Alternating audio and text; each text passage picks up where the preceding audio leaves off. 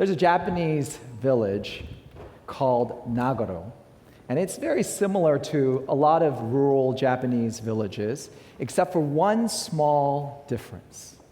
It's populated with life-sized dolls. These dolls are the creation of Ayano Tsukimi, a 71-year-old woman and one of only 27 human residents of Nagoro. Now, when Tsukimi was young, her village had hundreds of people in it. But as the younger generation moved away and the older generation passed away, the population began to dwindle. So about 17 years ago, Tsukimi decided to repopulate her villages with these dolls. Every time someone would move or die, she would create a doll in their likeness and place it in a location that was important to them. And so far, she's made over 400 of these dolls. Now, whether you are inspired by her actions or a little bit creeped out, they do serve to remind us that loss is an inevitable, painful reality of our sin-broken lives. Several weeks ago, we began a series of messages on how sin breaks our souls, but God makes us whole. See, sin has a destructive impact on us, both inside and out. And one of the consequences of sin is loss. And that loss comes in many different forms. Loss of a job, a loss of a dream, a loss of a relationship, a loss of a loved one. And all of us experience loss in some form, because loss is an inevitable, painful reality of our sin-broken lives. And so then, how does God make us whole? How does God heal us from loss? Well, to answer that question, we're going to take a look at one final healing miracle of Jesus. It's found in Luke chapter 7, starting with verse 11. If you have your Bibles, I encourage you to open them up or turn on your devices, launch the app, flip over to Luke 7, starting with verse 11. This is a story about a woman who loses everything only to have it restored. Luke 7, verse 11. And the Bible reads, "Soon afterward, Jesus went to a town called Nain, and his disciples and a large crowd went along with him." Now picture this. Jesus approaches the city of Nain, and he has this huge crowd around him. Now, ever since word got out that he could heal the sick, people just flocked to him. So every day, that following became larger and larger. These are the poor and the destitute, the sick and the hurting, the disillusioned and the disenfranchised. These are the people that society has left behind. But in Jesus, they find a reason to hope again. Every day they experience miracles. Every day they experience a fullness of life that they had never known before. And so as this caravan of life approaches the city, it meets another caravan coming out of the city, the caravan of loss. And watch what happens when the caravan of life collides with the caravan of loss. Verse 12. As he approached the town gate, a dead person was being carried out, the only son of his mother, and she was a widow.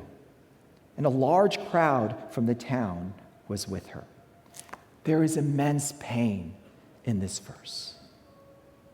No, I can't imagine the devastation of losing a child. I pray I never will. But I know that many have.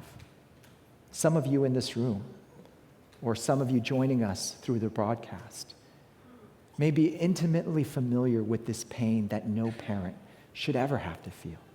You know, all loss hurts, but there's something about losing a child that feels unnatural. You know, children are our hope for the future. And when we lose a child, it feels like that future has been stolen away. Gerald Sitzer is a professor at Whitworth College in Spokane, Washington. And in his book, A Grace Disguised, he describes of how he was, as a young parent, driving a minivan when it was struck by a drunk driver. In his car with him was his mother, his wife, and his young daughter, and they were all killed. In that moment, he lost 3 generations of family members. And this is how he describes living with that loss. I felt like I was staring at the stump of a huge tree that had been cut down in my backyard. That stump, which sat all alone, kept reminding me of the beloved tree I had lost. I could think of nothing but that tree. Every time I looked out the window, all I could see was that stump. Although he had survived the car crash, it felt like his life was over. And all that remained was that stump. Just a reminder of what had been, what could have been. But for this woman, it was even worse. Because she was not just a woman who had lost a child, she was a widow who had lost her only son. And in that society, being a sonless widow was very difficult. See, women were expected to stay at home and care for their families, while the husbands went out and earned a living. And so even women of stature were rarely seen outside of their homes. Most didn't even do their own grocery shopping, which, if you've ever had to fight through the crowds at Costco, you might not think that's a bad idea. But it did keep them fairly dependent on the men in their lives. So what this woman is facing is not just the devastation of losing her child, it's the destitution of not being able to survive. She probably had no marketable skills, no way to earn a living. So her only way forward would be to either find another man to support her or to live the rest of her life off the charity of others. That's what she was facing. That hopelessness, that loss is what she is going through in this story. See, all of a sudden, she had gone from being a somebody to a nobody. All her dreams, all her hopes, her life was gone. So even though it was her son being buried that day, it must have felt like she was the one who lost her life. And I want to pause here for a moment and talk a little bit about grief. Because here in America, many of us are uncomfortable with grief. And so we don't relate well with grieving people. We don't know how to connect with them. There's an online magazine called Slate, and it surveyed its readers, asked them to respond to a survey on loss and grief. And about 10,000 people responded to this. It must have struck a nerve. And what they discovered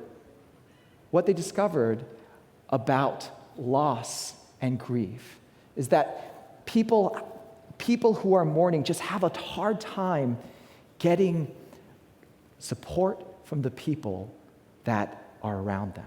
Take a look. This is their summary. The results were divided, but they confirmed that interacting with others is generally awkward at best and painful and isolating at worst. Only about 7% felt that it was completely true that they moved on easily and had the support they needed to do so. In general, many respondents wanted to explain how uncomfortable, a word that appeared over and over, they felt their grief had made others. As one respondent put it of those around her, they would get tired of my sad mood and need to talk about it and say I was wallowing or I should move on. Another wrote, people are very supportive for the first couple of weeks, but then they move on. It makes you feel guilty to continue to mourn when others are tired of dealing with it. See, most of us, we don't know how to relate to people who are grieving because grief makes us uncomfortable. And that discomfort with grief overflows into our theology. Dr. Glenn Pemberton, professor at Abilene College, did a study of Baptist and Presbyterian hymnals to discover how many of the hymns deal with the themes of lament and loss. And what he discovered was that only 15% of the hymns deal with the theme of lament and loss, while 85% deal with celebration and triumph. Now, 15%, that may not sound bad until you compare that with the Psalms, which was the songbook of the ancient followers of God. And what you see in the Psalms is that 40% of the Psalms deal with lament and loss. Almost half of the Psalms deal with those themes. See, the Bible does not shy away from these themes. Throughout Scripture, the followers of God openly express their grief, their sorrow, their anger towards God. There's even a whole book of the Bible that deals with mourning loss. It's called Lamentations. And I'm not going to ask you to raise your hands, but I wonder how many of us, how long it's been since any of us used the book of Lamentations for our own personal devotional reading. A year? 2 years? Never? See, we're so uncomfortable with grief that even when we're the ones grieving, we have a difficult time expressing that grief to God. Deep down inside, some of us may even believe that expressing grief shows a lack of faith, shows a lack of gratitude for God's blessings. But Jesus doesn't feel that way. Just watch how he relates with this grieving woman. Verse 13, when the Lord saw her, his heart went out to her. Notice that Jesus doesn't shy away from this grieving woman. Instead, Luke tells us that his first response to her is compassion. His heart goes out to her. See, comfort comes from compassion. This woman's healing begins when Jesus recognizes her grief. See, there is something healing about having someone acknowledge our grief. That's why author Victoria Alexander writes, there are 3 needs of the griever: to find the words for the loss, to say the words aloud, and to know that the words have been heard. There is something about expressing our grief and having someone acknowledge it that makes it just a tiny bit easier to bear. It's almost like they're helping to carry a little bit of that load with us.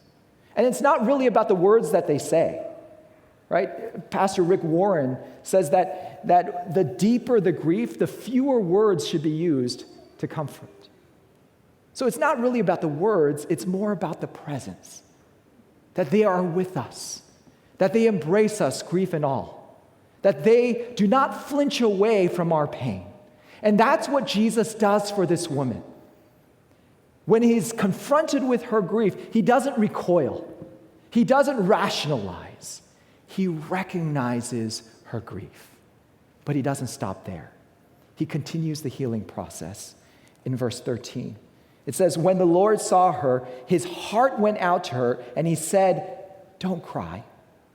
Then he went up and touched the bier, and they were carrying him on, and the bearers stood still. Now, everything that Jesus does here initially seems wrong, right? He interrupts the funeral procession, which you just don't do. And then he tells this grieving mother not to cry, which I think is the last thing that you should tell a mother, is to stop crying. You know, it probably ranks in the top 3 of the most awkward things that Jesus could have said in that moment, along with, well, at least you have your health, and think of all the money that you'll save on birthday presents each year. Just terrible. And yet Jesus, he interrupts this procession. He tells the woman not to cry, and then he touches the bier, which the Bible doesn't say this, but I just assume there was an audible gasp from the congregation, from the people, the crowd that was around him, because touching the funeral bier was against Jewish law and Jewish custom. So why does Jesus do this? Why does he interrupt this funeral? Here's why. Jesus knew something this woman did not. He knew that her grief had an expiration date.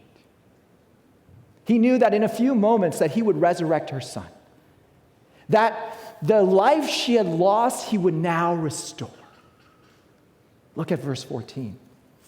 It reads, He said, "Young man, I say to you, get up." And the dead man sat up and began to talk, and Jesus gave him back to his mother. See, Jesus could interrupt her grief because he had the power to end her grieving. See, that's the difference between the comfort that we can provide and the comfort that God provides. Because God has the power to restore our losses. So Jesus makes this woman whole by first recognizing her grief and then restoring her loss. So what does that mean for us? Because it's not like Jesus walks around returning back to everyone immediately all that they have lost, right? Even when he was on this earth, he didn't restore everyone's loss. He didn't restore every blind man's sight. He didn't restore every person's job. He didn't restore every person their loved one. And just imagine if he had. Imagine if he had walked out and emptied all the cemeteries in Israel, just brought everybody back to life. All of a sudden, you'd have millions of very confused people wandering around. And putting the political and the military repercussions aside for a moment, the sheer overpopulation alone would have destroyed that economy. See, miracles by themselves are not a final solution to the world's problems. Even this miracle, as amazing as it was, didn't end all of this woman's problems. She would still be a widow. She would still have a difficult life. And she and her son would still eventually die. Miracles are just a temporary solution. But what they do provide is a glimpse into what is to come. Stephen DeWitt, in his book Eyes Wide Open, writes, "This world and its history are prelude and foretaste. All the sunrises and sunsets, symphonies and rock concerts, feasts and friendships are but whispers. They are a prologue to a grander story and even better place. Only there it will never end." Eventually, God will restore our losses. So like this woman, our grief has an expiration date. We may not get the same miracle, but we have the same hope. And that doesn't mean we shouldn't grieve. That doesn't mean that our grief doesn't hurt. All it means is at some point that grief will end.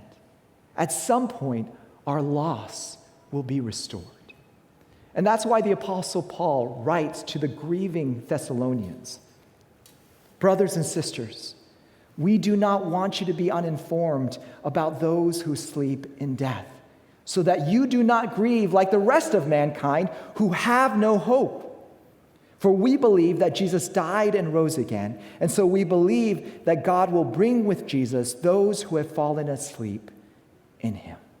Because God will eventually restore our losses, we know our grief has an expiration date. So God makes us whole the same way that he made that woman whole, by recognizing our grief and restoring our loss. And we've had more than our fair share of losses over this past year. The pandemic has touched all of our lives. We can all think of someone who has lost a job, someone who has lost a relationship, someone who has lost their life. And when we come face to face with that grief, all we want to do is cry out, "God, this is not the way it's supposed to be.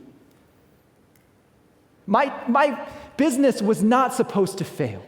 My relationship was not supposed to end. My husband was not supposed to die."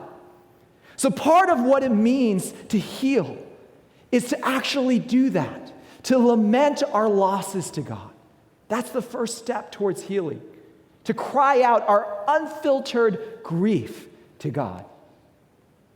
And the amazing thing is that God is not overwhelmed by our grief.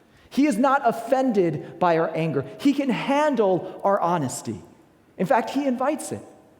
I mean, just look at the Psalms. They're filled with the raw emotions of people.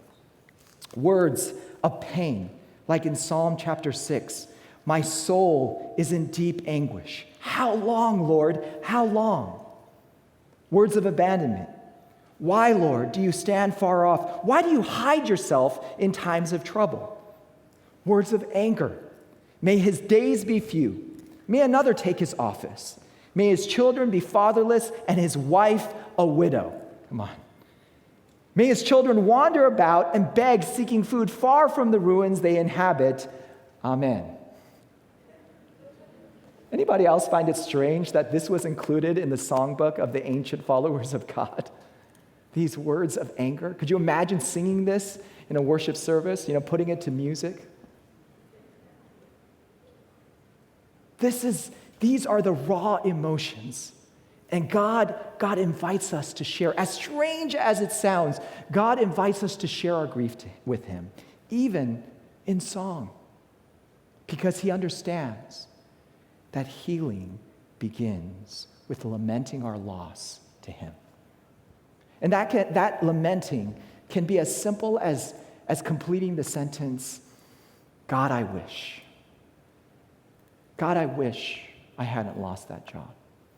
God, I wish she hadn't left. God, I wish he hadn't died. God, I wish. What's your loss? Begin healing by lamenting your loss to God. And then, hold on to hope. That's the next step in this healing process. Hold on to hope. Because we know that God doesn't only recognize our grief, he also restores our loss. So our grief has an expiration date. So we can hold on to hope, even if things don't work as according to plan. We can hold on to hope, even if God does something that we don't understand. We can hold on to hope, even if our hearts are breaking, because God is still the same God who resurrected the widow's son all those years ago in a city called Nain. So we lament, but we do not grieve like those who have no hope. Instead, we hold on to hope, even in the midst of pain, because the best is yet to come. Several years ago, I read a story about a woman who was diagnosed with terminal cancer. And in preparation for her funeral, she asked her pastor to come over and plan it with her. And in that process, she made a very unusual request. She asked to be buried with a fork. And when her pastor asked her why, this was her response. When I was a little girl, my favorite potlucks were the ones where they told us to keep our forks after we were through with the main course. Do you know why? Because it meant that there was dessert coming. A cake, a brownie, maybe even some hot apple pie a la mode. It let me know that the best part was yet to come. She continues. When people come to my casket and they are weeping over me, I want them to see that fork and be reminded that this isn't the end. One course may be over, but the best is yet to come. See, the challenge that we face as humans is our limited perspective. We're in the middle of our stories and we can't see the end. We can't see beyond the page we're at.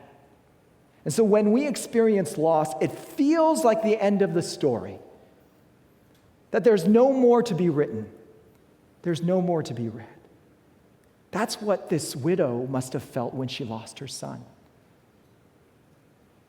But what this miracle shows us is that when we follow God, the story is never over. There's always more to be written. There's always more to be read, because the best is yet to come. So on this memorial Sabbath, where we grieve the losses of the people that we have lost over this past year. Let us lament together. Let us express our unfiltered grief to God. But even as we voice our pain, let us hold on to hope, knowing that our grief has an expiration date. So keep your forks. The best is yet to come.